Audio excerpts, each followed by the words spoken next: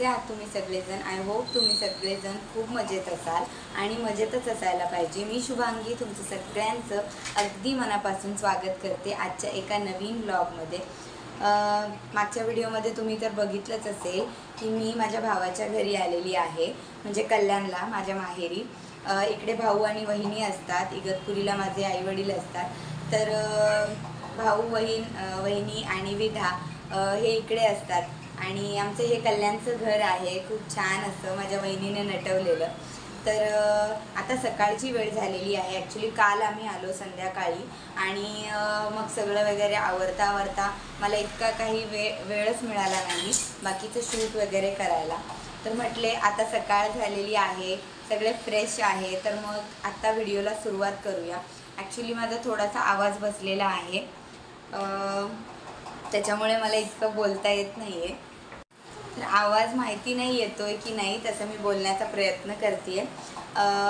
23 मेला माझा वाढदिवस होता, तर तो व्लॉग मला शूट करायला जमला नाही, कारण अचानकच माझ्या नणंदबाई ज्या आहेत सगळ्यात धाकट्या नणंदबाई, तर त्यांची तब्येत खूप अचानकच बिघडली। तर त्याच्यामुळे मग आईंना वगैरे अचानक रात्रीचं जावं लागलं आणि आपल्या माणसांची तब्येत बिघडली आणि आपण ब्लॉग करत बसायचा आणि आपण व्हिडिओज काढायचे, मग त्याच्यामुळे मी बर्थडे सेलिब्रेट केला नाही आणि जरा वाईट वाटत होतं। त्यांचं एक छोटीशी सर्जरी झाली, मग त्याच्यामुळे मग मला ब्लॉग वगैरे शूट करायला जमलं नाही आणि मग अगदी साध्याच पद्धतीत घरीच, म्हणजे मुलं पण आलेले होते, स्वयंपाक वगैरे सगळा रेडी झाला आणि अचानकच फोन आला की तब्येत अचानकच बिघडली आहे। मग त्याच्यामुळे मग व्लॉग शूट करायला जमलंच नाही आणि वाढदिवस पण मी सेलिब्रेटच केला नाही, मग त्याच्यामुळे व्लॉग वगैरे मी बनवलंच नाही। मग आज मी इकडे आलेली आहे, तर म्हटले चला तुमच्यासोबत या आठवणी काही माझ्या शेअर करूया। आणि आणखी एक, काल माझ्या भावाचा वाढदिवस होता, गाड्यांचा आवाज येतो ॲक्च्युली खालून खूप। सो अशी काही आमची सकाळची सुरुवात झाली आणि माझा घसा प्रचंड दुखत होता आणि अजूनही माझ्या घशाला बरं वाटत नाही आहे। कशामुळे असं झालं आहे, कदाचित पाणी वगैरे चेंज झालं असेल त्याच्यामुळे। मग सकाळची नाश्त्याची वेळ झाली होती। नंदिनी आणि शार्वी दोघेही रात्रभर भरपूर खेळल्या त्यांच्या मामासोबत, मग त्याच्यामुळे त्या काही सकाळी लवकर उठल्या नाही आणि तसेही घरी असल्यानंतर पण त्यांचा उशिराच उठणं असतं, म्हणजे अगदी 10:30-11 वाजता त्या उठतात। मग तोपर्यंत विधाचीही आंघोळ झाली होती, तीही फ्रेश झाली होती। मग तिच्या आत्तूसोबत तिच्या अशा काहीशा गप्पा चालू होत्या।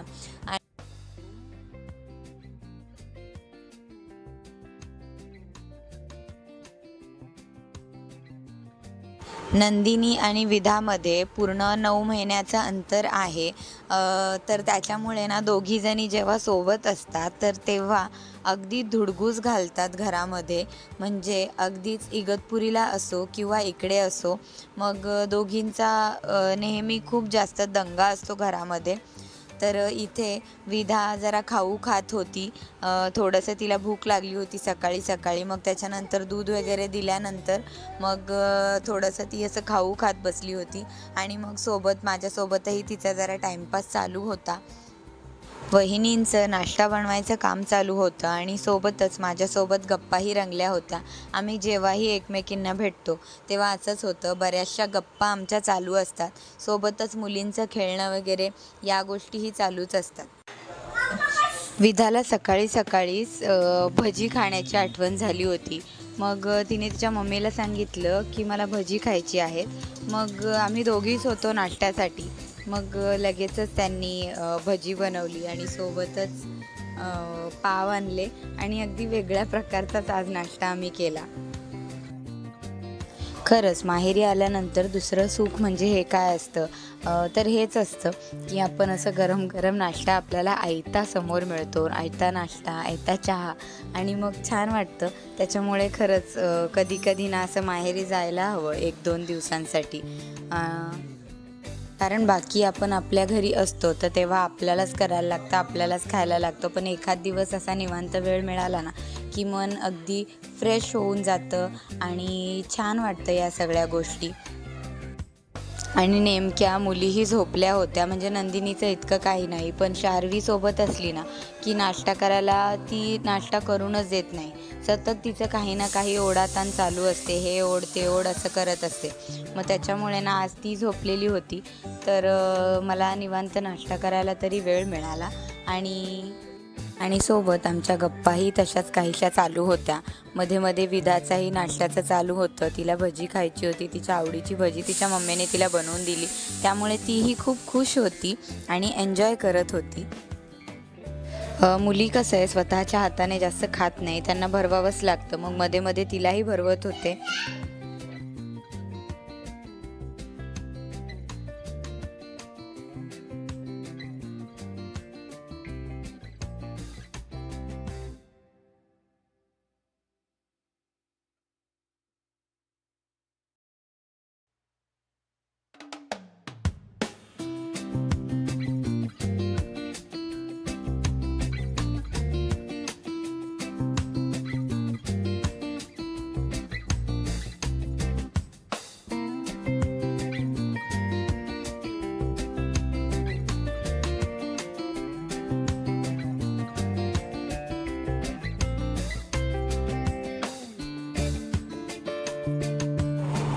आता बहिणींनी गरम गरम भजी बनवली आणि मग त्यासुद्धा नाश्ता करायला आल्या. सोबतच त्यांनी जी भजी बनवली होती, म्हणजे बटाट्याची साधे भजी बनवले होते, ज्याच्यामध्ये फक्त ओवा टाकतात त्या, आणि आपलं मीठ आणि बेसन पीठ या गोष्टींचेच त्यांनी वापर केला. आणि इतकी छान आणि मस्त पद्धतीने त्यांनी ते भजे बनवले ना, तर त्याची चव पण एकदम छान लागत होती. आणि सोबतच मेयोनीज घेतलं आणि त्यासोबतच मग टोमॅटो सॉस होता, जो की विधाचा आवडीचा विषय, आणि माझ्या नंदिनीला पण टोमॅटो सॉस खूप आवडतो, तर मग जास्त ती टोमॅटो सॉसच खाते. तर मग शार्वीचं आणि विधाचं आणि नंदिनीचं मग सारखंच आहे, नुसतं आंबट चिंबट खायचं असतं त्यांना, ऐकत नाही अजिबात. आणि सोबत आमच्या गप्पा आणि नाश्ता दोन्हीही कामं चालू आहेत. आम्ही छान मस्त नाश्ता एन्जॉय केला आणि मग लगेचच शार्वीचा आवाज आला.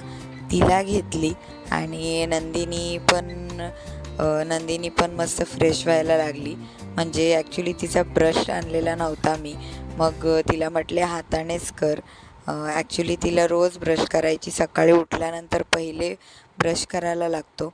मग तिने ब्रश करून घेतला. सोबत विधाचीही मस्ती चालू होती आणि शार्वीचीही झोप झाली. मग तीही मस्त फ्रेश वाटत होती आणि तिच्याही गप्पा रंगल्या होत्या माझ्यासोबत. म्हणजे ती हल्ली ना मोबाईल तिला समजायला लागला आहे, कॅमेरा समजायला लागला आहे. मग त्याच्यामुळे ती मोबाईलमध्ये बघत असते की मम्मा काय करते आहे, हे सगळ्या गोष्टींचं तिला भारी नवल वाटतं.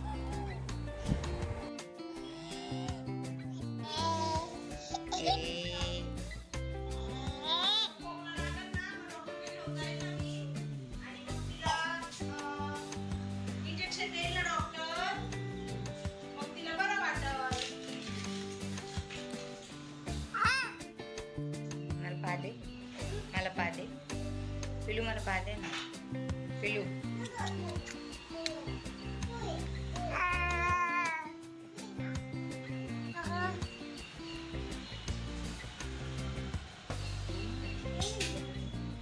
पादे ना, एक पादे ना,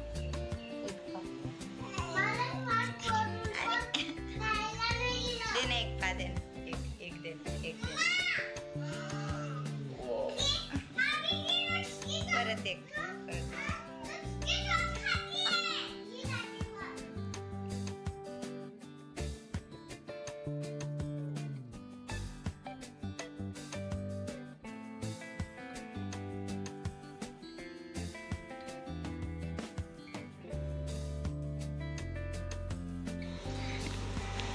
शार्वी नाचा. डिंगलिंग टिकलिंग डिंगलिंग टिकलिंग डिंगलिंग टिकलिंग डिंगलिंग टिकलिंग. नानी नानी नाना नानी नानी नाना नानी नानी. अरे अरे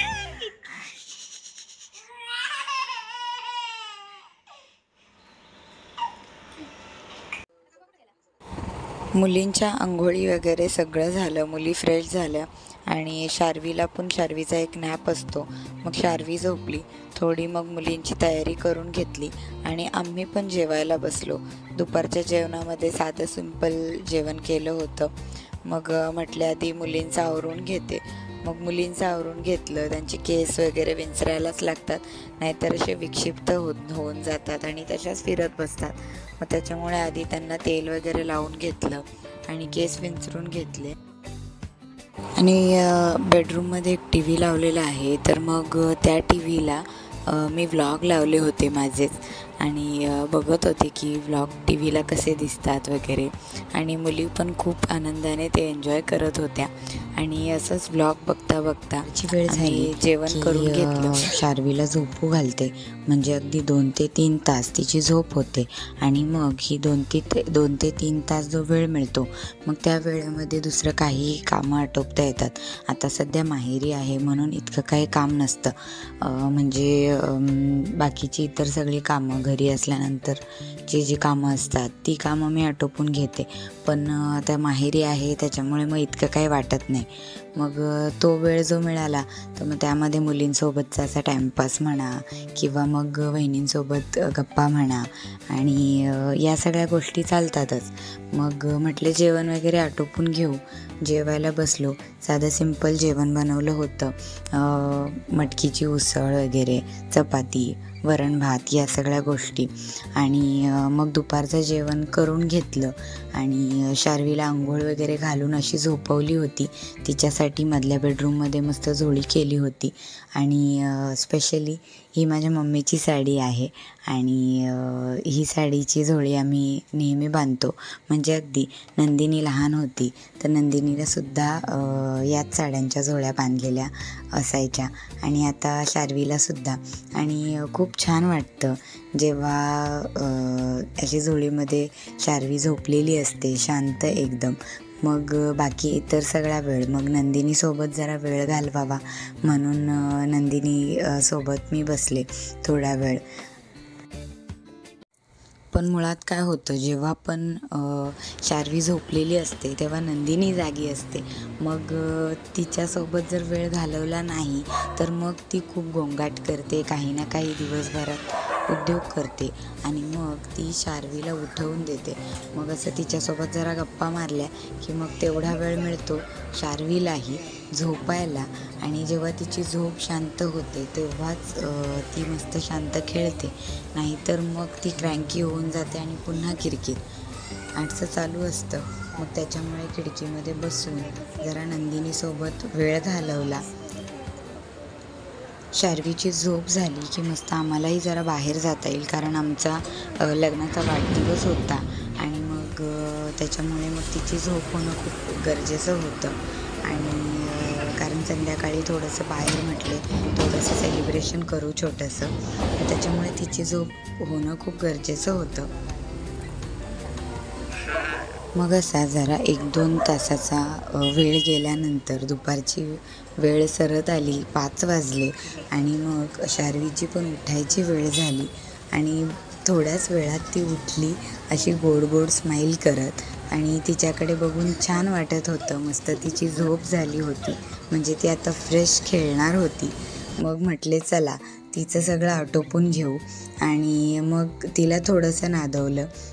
भाऊनी बेडरूममध्ये मस्त टी व्ही लावलेला आहे, मग त्याच्यावर गाणं लावून दिलं होतं. तिचे हे फेवरेट गाणे आहेत, म्हणजे घरी असल्यानंतर हेच गाणं मी तिला लावून देते आणि मग ती खूप नाचते या गाण्यावर. तिला खूप आवडीचं गाणं आहे.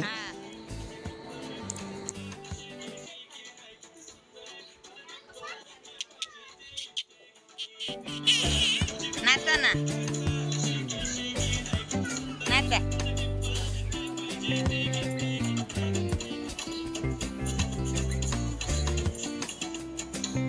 काय करताय तुम्ही? नाचा नाचा.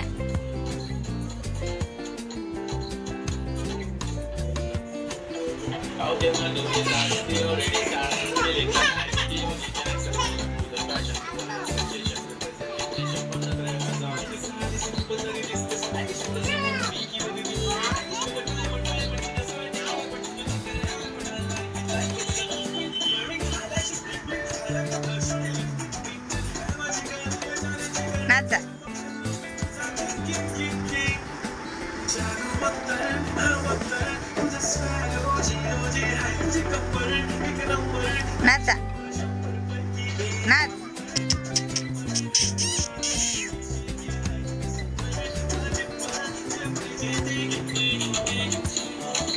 मग संध्याकाळची वेळ झाली आणि संध्याकाळी म्हटलं की आपण ॲनिव्हर्सरीच्या सेलिब्रेशनला जाऊया. मग काहीतरी म्हटलं छोटं मोठं सेलिब्रेशन करू. पण जरा उशीर झाला होता कारण नंदिनीचे पप्पा वाशिंदवरून येणार होते आणि मग ते आम्हाला तिकडेच भेटले बाहेर. आणि मग बाहेर जरा डिनर वगैरे घेतला, एकत्र मजा आली. अगदी बऱ्याच दिवसांनंतर मी इकडे आली होती, म्हणजे अगदी जेव्हा प्रेग्नंट होती तेव्हा आली होती शार्वीच्या वेळेस. मग 1.5 वर्षानंतर असं आम्ही एकत्र गेलो, जरा बाहेर डिनर वगैरे घेतला आणि त्याच्यामुळे मुलींना पण खूप आनंद झाला आणि त्यांनी पण खूप एन्जॉय केलं. पण शार्वीचं कसं आहे, तिच्या झोपेचा वेळ झाला होता आणि मग ती जरा किरकिर करत होती, मग त्याच्यामुळे इतकं काही एन्जॉय करता आलं नाही आम्हाला. लहानांपासून मोठ्यांपर्यंत नॉनव्हेज लवर्स आहेत सगळे. नंदिनीला पण फार आवडतं चिकन मटन या सगळ्या गोष्टी. मग नॉनव्हेजच मागवलं आणि सगळ्यांनी खूप छान मस्त जेवण केलं. आणि स्पेशली नंदिनीचे पप्पा आणि मी, आमचा 7वा लग्नाचा वाढदिवस आणि त्यांनी आणि मी सेम रंगाचे कपडे घातले, म्हणजे ब्लॅक. सोबत वहिनी पण आमच्यासोबत मॅच झालेल्या आणि विधा पण. आणि तर आम्ही चौघंही ब्लॅक घातलं होतं, तर छान वाटत होतं इतकं. आणि फोटोशूट वगैरे काही करायलाच जमलं नाही.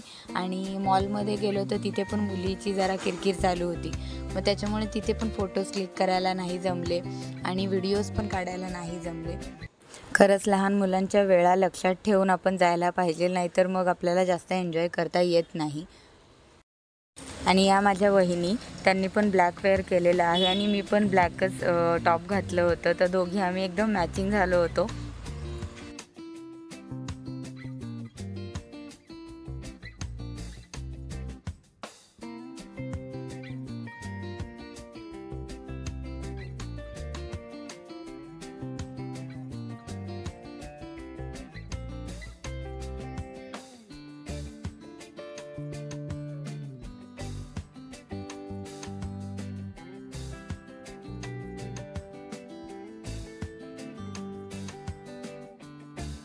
तर आत्ताच आम्ही बाहेर जाऊन आलो आहे. ॲक्च्युली केक वगैरे कट केला, पण ते काही शूट नाही केलं कारण शार्वीला खूप झोप आली होती, ती खूप जास्त किरकिर करत होती, त्याच्यामुळे जास्त फिरायलाही भेटलं नाही. आणि आम्ही लगेच जेवण केलं आणि लगेच घरी आलो. अगदी 1 तासच बाहेर गेलो असेल आणि लगेचच घरी आलो कारण शार्वी खूप जास्त क्रँकी होत होती, खूप किरकिर करत होती. तिने जास्त वेळच दिला नाही, काहीच वेळ दिला नाही ना, फोटोज काढायला आणि कुठल्याच गोष्टीला वेळ दिला नाही. मग त्याच्यामुळे आम्ही पटकन घरी आलो कारण रात्रीचे 12 वाजलेत. इतका वेळ फिरायला पण चांगलं नाही मुलांना घेऊन, मग जरा लवकरच आलो. सो आजचा व्हिडिओ तुम्हाला कसा वाटला हे नक्की सांगा. आणि हा व्हिडिओ जर आवडला असेल तर व्हिडिओला नक्की लाईक करा, शेअर करा आणि चॅनलला सबस्क्राईब करा. And stay tune for another videos. Thank you for watching. Bye bye.